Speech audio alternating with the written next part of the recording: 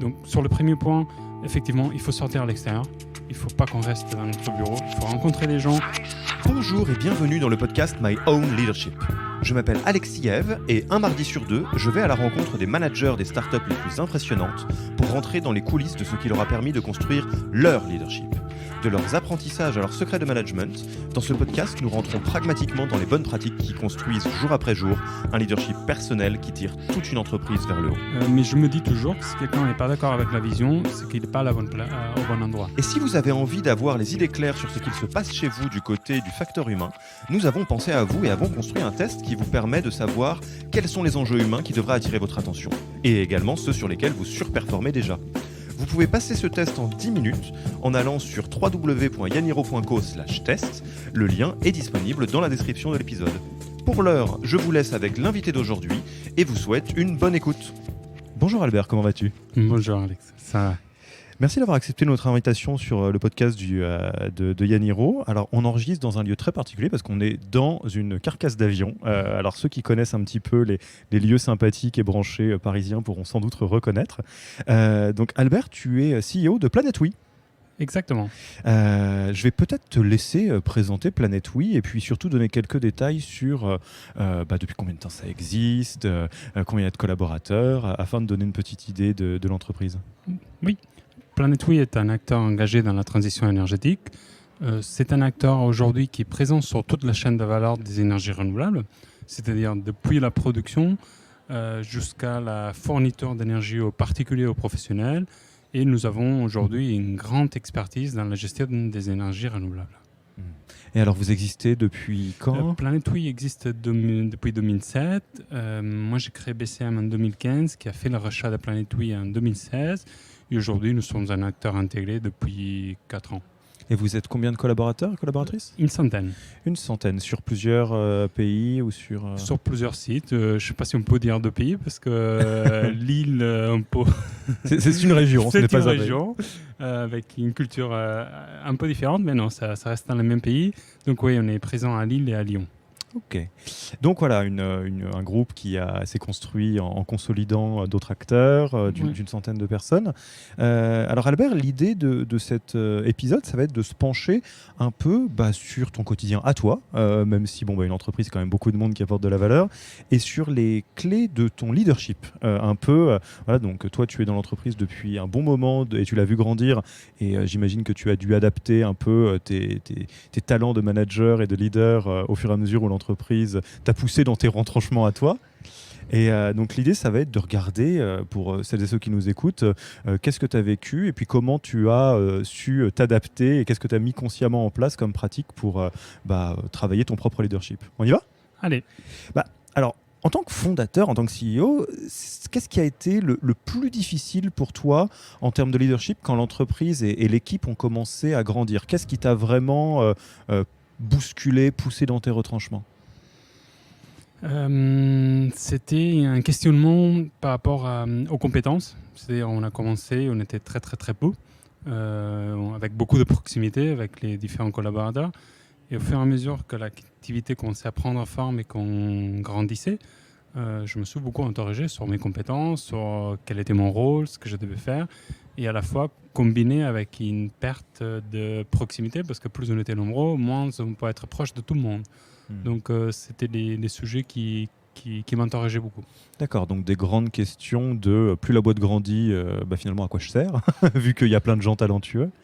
Et comment est-ce que je garde un peu contact, où j'arrive à ne pas perdre le lien avec les collaborateurs.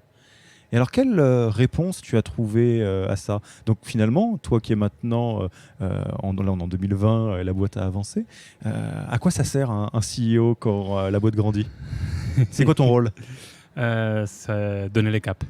Donner la vision, avoir l'étape d'après, avoir une longueur d'avance en fait. C'est vraiment la vision et c'est vraiment le rôle et après assurer que tout le monde a compris cette vision et qu'après elle est déclinée. Alors, au tout début de l'entreprise, tu l'as créée from scratch, l'entreprise. BCM, oui. BCM, après, ouais. Planet Oui, quand on a repris Planet Oui, il y avait déjà une activité qui tournait. Mais oui, BCM, au début, j'étais tout seul. Alors moi, si tu le veux bien, j'aimerais bien qu'on parle de cette évolution parce que donner la vision, partager le cap, c'est quelque chose que n'importe quel entrepreneur a beaucoup entendu et on sait tous que c'est le rôle du CEO.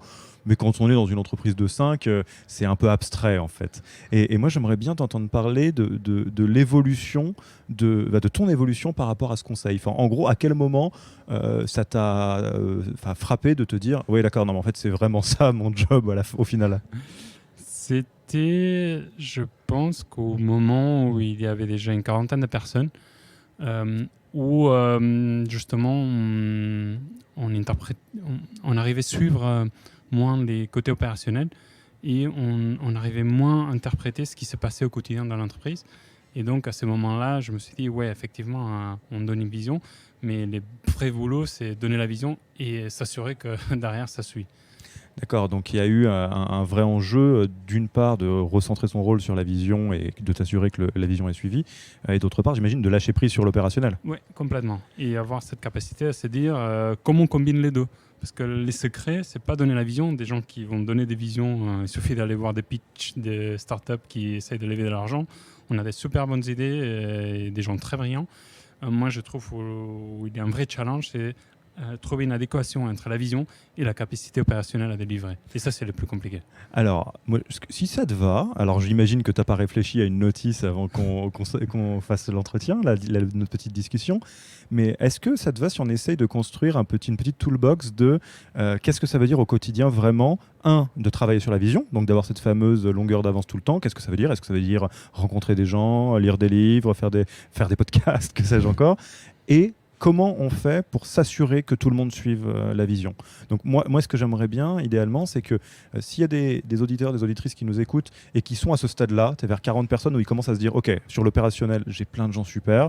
Je sens que mon job, c'est vraiment d'être en avance et de partager la vision. Par contre, je ne sais pas comment je vais faire ça. » Alors, comment on fait? Qu'est-ce que tu peux donner comme do's and don'ts, des choses que tu as ratées, une toolbox? Donc, il y a deux choses. Donc, la première, c'est comment on continue à alimenter cette vision.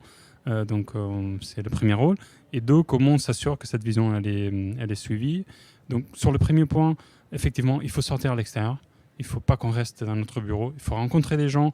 Il faut lire. Il faut faire de la veille. Il faut aller dans des salons.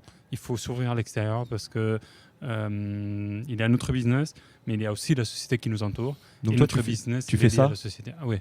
Donc ça se passe comment toi? Tu fais beaucoup de conférences, tu lis beaucoup, tu rencontres des gens? Lecture, rencontres, déjeuner, soirée, conférences. Parfois ce sont des conférences qui n'ont rien à voir avec les métiers. Être en contact avec des formateurs, des coachs, tout le monde nourrit en fait la réflexion. Et ce qui est plus intéressant quand on est dans la construction, c'est que c'est pas forcément lié au métier. Parfois on peut voir des choses dans notre activité qui ne sont pas forcément liées à notre métier. Ouais, aller beaucoup plus loin que la verticale et le laser focus de votre métier, quelque part c'est ton job, quoi. C'est toi qui dois être le plus loin des fois qu'il s'y passe quelque chose. Et même les collaborateurs, hein. C'est eux aussi, il faut avoir la capacité d'écouter les collaborateurs parce qu'ils sont parfois ils ont la source d'inspiration et c'est eux qui ont raison en fait. Et tu as mis ça en place avec des process ou bien c'est vraiment juste tu fais attention aux collaborateurs en plus de faire attention? Je ne suis pas quelqu'un avec beaucoup de process. Non, je ne suis pas trop dans les process. Ok. Et alors, et l'autre partie, parce que, allez, moi, et là pour le coup, c'est rigolo, ceux qui nous écoutent le savent peut-être, moi j'aime beaucoup les process, donc je suis à l'autre bout. Ok, avoir la vision, je peux imaginer ça. Je vais lire des trucs, je vais rencontrer des gens. Comment est-ce qu'on fait pour bien répéter, bien faire comprendre, bien embarquer les gens sur la vision? Comment tu fais ça? C'est au contact humain en fait, avec les gens. Les gens, ils ont besoin de comprendre, ils ont besoin d'échanger. Et souvent, il faut prendre le temps d'expliquer. Dialogue, échanger, alimenter la discussion. Et pas seulement donner la vision, sinon être dans l'échange, dans la vision aussi. Et les gens se l'approprient en fait, quand ils sont dans l'échange. Et donc, tu as des habitudes que tu as prises là-dessus, je ne sais pas, passer beaucoup de temps avec tes collaborateurs, déjeuner avec, ou bien régulièrement faire des petites présentations. Comment vous faites ça?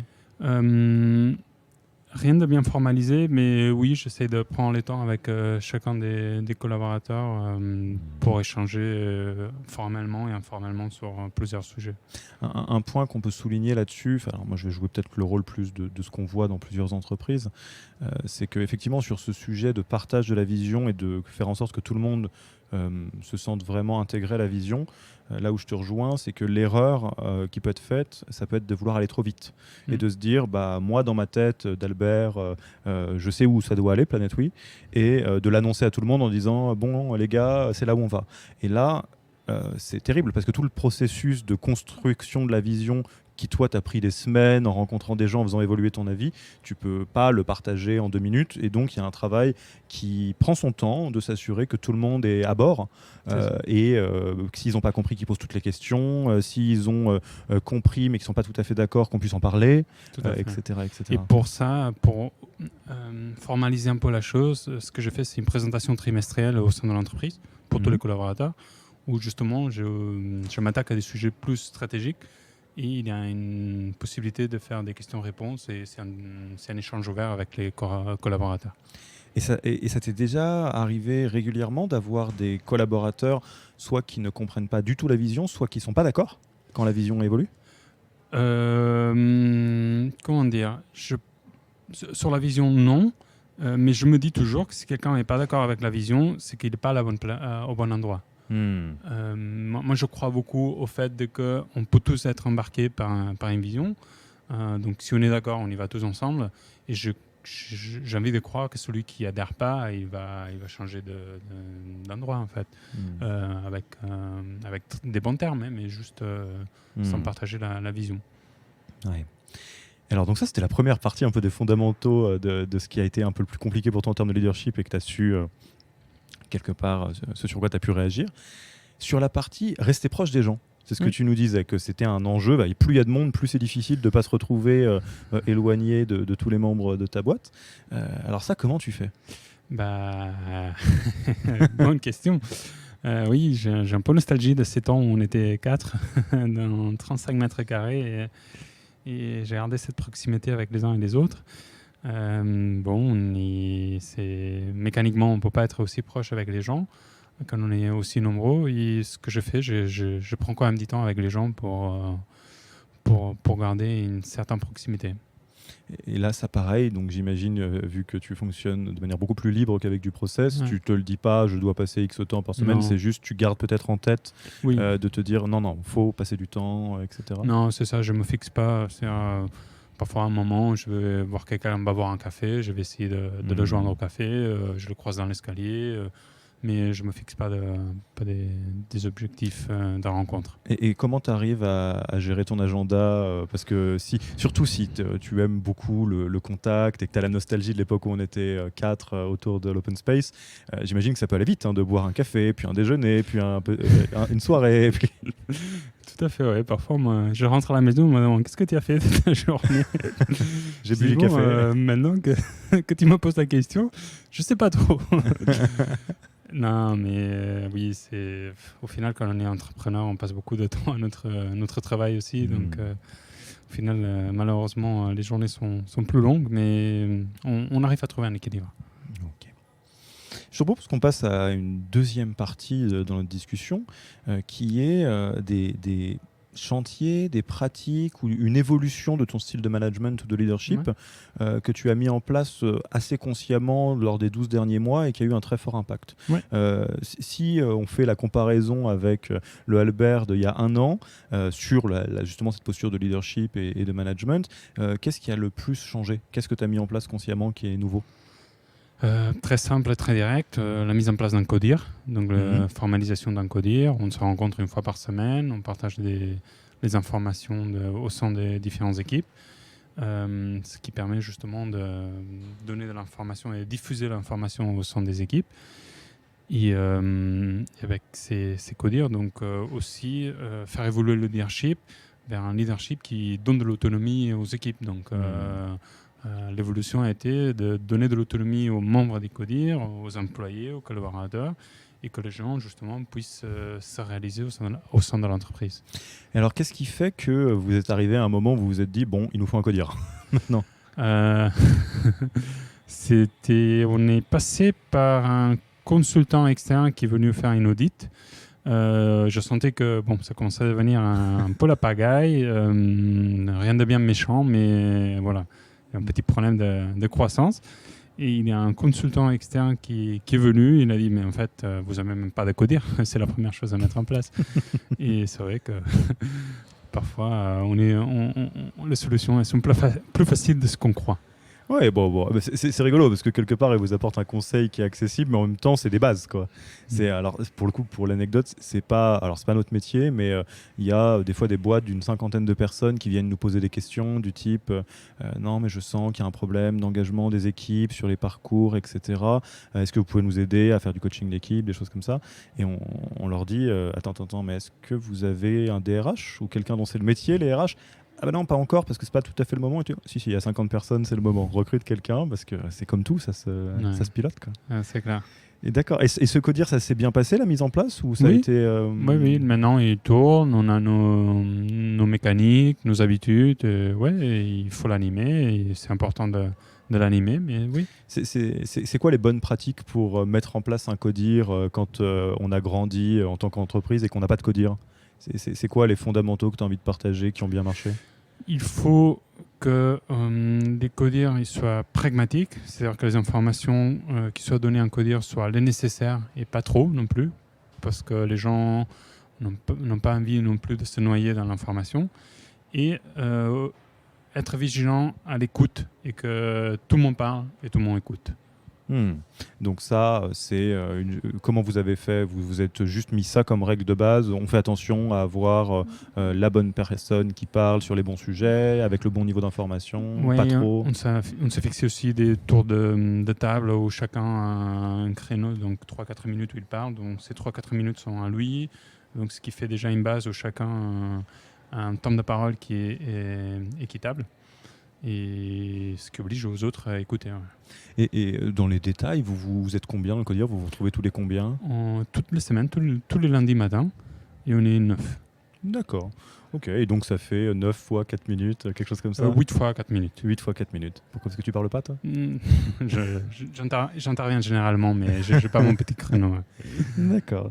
Ok, et donc ça a été le plus grand changement. Et qu'est-ce que ça a eu comme impact? Toi qui as vécu avant on sent qu'il y a quelque chose qui est un petit peu flottant, et vous avez fait venir ce consultant externe pour vous apporter des conseils, et maintenant que vous avez un codir, quelle est la différence dans la structure? La circulation d'informations.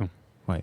Et c'est la clé. Et ça se manifeste comment? Vous avez repris de la croissance? Vous avez Après, c'est quand même... il y a eu le coronavirus au milieu. C'est quand même en mathématiques. Corrélation, c'est pas causalité. Je ne sais pas qu'est-ce que ça impliquait, mais en tout cas, l'information circulait plus vite et mieux au sein de l'entreprise. Ok. Et quelque part, là, si on refait vraiment un grand écart complet entre le tout début de ton entreprise, bien avant que ça s'appelle Planet Oui, et maintenant, à ton avis, qu'est-ce qui a le plus évolué en termes de leadership et de pratique managériale chez toi? Si tu devais repartir au tout début et que tu devais te regarder, qu'est-ce qui aurait le plus changé? Là, on a parlé de certaines choses, de comment tu te focalises sur la vision, comment tu arrives à garder du temps à passer avec les gens, comment tu as structuré un codir. Dans ton apprentissage managérial, qu'est-ce qui a le plus bougé? Bonne question. C'est pour ça que je fais des phrases extrêmement longues, ça me permet de réfléchir. Je sais que c'est pas facile. Oui, non, tout à fait. Il y a la posture de la prise d'auteur en fait, qui a évolué. Quand on démarre, on est vraiment l'aimant dans les cambouis. C'est dur d'en sortir. Et aujourd'hui, oui, les changements, c'est la prise d'auteur, le fait de justement sortir vers l'extérieur. Aujourd'hui, je le fais naturellement. C'était pas le cas quand j'ai démarré. J'allais à une conférence, j'étais toute timide. Voilà. Aujourd'hui, je continue à être timide dans ma vie personnelle, mais du professionnel, je sais que c'est mon rôle, j'y vais. C'est l'habitude. Voilà. Et voilà, ça a été un changement. Ouais. Donc finalement, quelque part, ce qu'on dit, passer d'homme orchestre où tu fais tout à une posture, je ne sais pas si c'est que de chef d'orchestre, mais en tout cas où tu fais pas tout maintenant. C'est ça. Et alors, c'était quoi ton journey, ton parcours pour passer justement d'homme orchestre à personne qui est à l'extérieur, qui arrive à lâcher un petit peu prise. Qu'est-ce qui t'a permis d'avancer ? Je pense que c'est l'évolution de la boîte et la croissance personnelle. C'est à la fois l'évolution de la boîte et l'évolution de nous en tant que personne, en fait. Tu as des tips pour la croissance personnelle ? Tu parlais de coach, je crois, et Oui. du fait que tu lis. Est-ce que tu lis sur le développement personnel ? Oui, je m'interroge beaucoup sur le développement personnel, sur des organisations, je me suis fait et je me fais accompagner niveau coaching. Ce sont des remises en question qui sont toujours très très importantes et nécessaires pour se remettre en question, en fait. Parfois on a besoin d'un œil externe pour gérer l'opérationnel, mais parfois on a besoin d'un œil externe aussi pour gérer l'émotionnel. Évidemment, l'émotionnel, il est très, très très important. Tu prêches un convaincu, évidemment.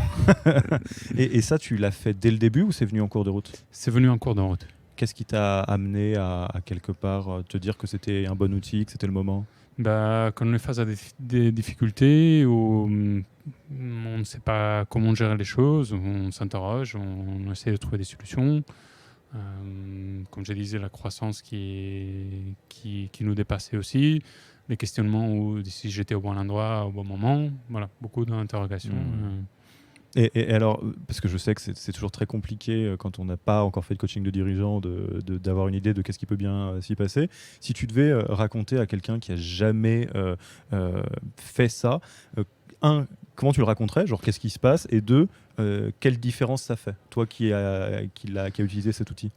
Je ne peux que le recommander. Ça va jamais faire du mal. Au pire, ça va faire perdre quelques heures et voilà, et on passe à autre chose. Mais ça va pas faire du mal. Et il ne faut pas avoir peur et honte de le faire. Un sportiste d'élite, il va prendre un physio pour se faire traiter. Voilà, nous, on a besoin de se faire accompagner pour gérer notre métier. Et voilà, il faut le faire. Et la deuxième question, c'était... C'était toi qui es passé donc, par cet outil-là. Quel impact ça a eu ? Quelle différence ça fait maintenant ? Et donc, ça fait gagner en confiance et ça fait prendre des reculs par rapport au positionnement. Alors moi, je mets ma propre petite métaphore pour celles et ceux qui se posent la question à quoi ça ressemble au final un coach de dirigeant. Moi, je trouve, en tout cas quand on le fait, et tous les coachs qu'on connaît, que c'est un espèce de mix entre un psy professionnel pour la prise de recul, l'introspection, l'émotionnel, et un coach sportif dans le sens où on n'est pas là pour faire une psychanalyse pendant 15 ans, on est là pour t'aider à atteindre un objectif, que ce soit de la prise de recul, de la prise de confiance, arriver à répondre à des questions, et donc il y a quelqu'un qui va un petit peu te mettre des coups de pied aux fesses pour que tu fasses des pompes entre les sessions, quoi. Je sais pas si tu l'as vécu comme ça. Un peu, ouais.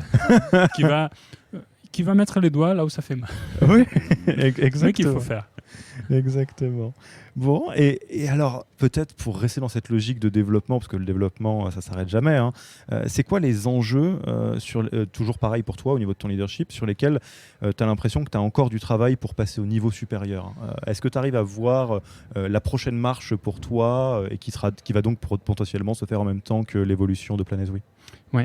La prochaine étape pour moi, c'est vraiment une compréhension des fonctionnements des organisations, comment on arrive à optimiser le fonctionnement des organisations. Et donc, moi, en tant que chef d'orchestre, je dois vraiment comprendre ça et avoir la capacité à l'appliquer chez nous. Et parce que c'est avec cette optimisation-là que notre entreprise, elle va décoller. Donc j'imagine que tu as déjà lu 20 fois Reinventing Organizations de Laloux, entre autres choses. Ouais, c'est la littérature qui est à côté d'Inné. Ok, écoute, Albert, on va passer tranquillement à la fin de l'interview. Ouais. Je te propose qu'on atterrisse. On est dans un avion, donc ça va bien. Qui ne consomme pas d'essence. Un avion qui est extrêmement éco-friendly, là on peut le dire, et qui est extrêmement coronavirus-friendly aussi. Hein. Là, y a pas, on est dans la distance sociale totale, donc tout va bien. Si quelqu'un a envie de te contacter pour échanger, un fondateur, une fondatrice, c'est quoi le meilleur canal pour rentrer en contact avec toi ? On est moderne, LinkedIn, ça le fait très bien. LinkedIn, donc on mettra le lien dans la description de l'épisode. Alors, quel livre, podcast ou blog tu recommanderais à des personnes qui sont en train de travailler leur leadership personnel en start-up ? Je sais pas si c'est leadership, mais au niveau du métier, moi, ça m'a beaucoup travaillé les livres qui s'appellent Les bugs humains, qui interrogent sur l'écologie, comme notre cerveau est fait pour aller contre l'écologie, en fait, comme on a un cerveau court-termiste et pas long-termiste. Donc ça interroge beaucoup. Et après, à niveau leadership, moi, ça m'a beaucoup travaillé. Donc, une des biographies de Pepe Mujica, qui est l'ancien président de l'Uruguay, qui justement montre comment on peut avoir des leaderships et on peut avoir des objectifs de gouvernance sans avoir des ambitions matérielles. Et voilà, ça m'a beaucoup appris. Pareil, on prendra la référence que tu nous enverras et on le mettra dans le lien de l'épisode parce que je pense que c'est un livre qui est peut-être moins connu que d'autres biographies communes. Après voilà, je suis d'origine espagnole, donc j'ai peut-être d'autres références. Super, on va en profiter. Et enfin, alors tu le sais, toute l'idée de ce podcast, c'est de répliquer la meilleure pratique qui soit quand on veut monter en compétences, c'est-à-dire aller voir d'autres gens et leur poser la question de comment ils ont fait, ce qu'on vient de faire aujourd'hui. En termes de leadership et de management en start-up ou dans des boîtes en croissance, c'est qui la personne qui t'impressionne le plus en termes de fondateur, fondatrice et à qui tu aimerais qu'on propose de passer à ta place derrière le micro? Ouais, je suis toujours un grand fan d'Elon Musk, mais ça va être difficile. Ça va être compliqué, je pense. Est-ce que tu as plus accessible et francophone qu'Elon Musk? On peut essayer Elon Musk, hein, mais j'ai des petits doutes. Un peu compliqué. Mais non, je devrais réfléchir à cette question, mais parce que j'ai pas personne en tête. Ok, on va tester Elon Musk. Chers auditeurs, chères auditrices, alors déjà, si tu as le numéro d'Elon Musk, faut que tu m'aides là-dessus. Et si dans quelques épisodes, on a Elon Musk au podcast, vous saurez que ça vient d'Albert qui nous a posé le challenge. Et alors, juste pour la blague, ou pas d'ailleurs, si on arrive à avoir Elon Musk, c'est quoi la question que tu aimerais qu'on lui pose? Quand est-ce qu'on arrive à Mars? En plus, tu veux lui mettre la pression sur ce deadline. Ok. Bon, écoute, merci beaucoup Albert pour ton temps. C'était vraiment un plaisir là, d'échanger avec toi dans cet avion. Et puis, je te dis à bientôt. À bientôt. Merci beaucoup. Merci d'avoir écouté cet épisode. S'il vous a plu et que vous ne voulez rater aucun nouvel épisode, abonnez-vous à la newsletter en allant sur le site www.yaniro.co. Et à dans 2 semaines pour le prochain épisode.